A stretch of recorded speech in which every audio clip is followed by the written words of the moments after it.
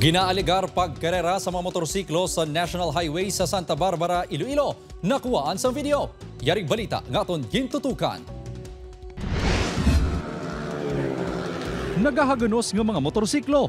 Inanakitaan sa kuwasang video sa isa katanod sang Barangay Bulong Weste, Santa Barbara, Iloilo, Hunyo 7 sang Kagahon.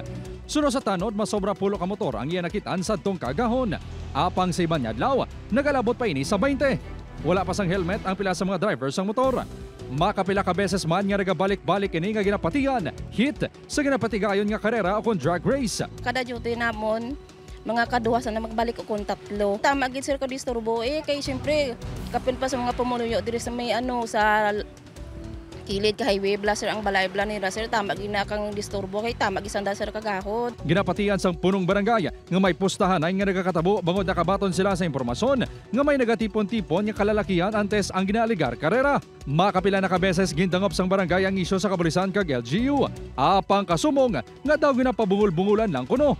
Posible nga may protektor kuno sa likod sini. Ay gid ni mabatian kang provincial commander naton de kag sa mga kapulisan naton nga naga-roving man sila ayhan kun gabi nga hindi nila na sing mga deterrent factor nga nagapahagan-hagan sini sa ila. Ginpanginwala naman sang Santa Barbara MPS ang alegasyon ni Diatras apang ginakong-akulang sila sa on-duty nga PNP personnel.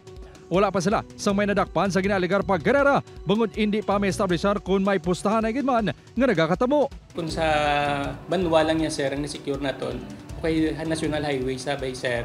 So muna medyo mabudlay man sa part naton although nga wala man sa naton ginapabayaan. Plano ni Senyeres nga magsuwestyon sa LGU sa paghimo sang task force hilway dalan nga magatutok sa problema.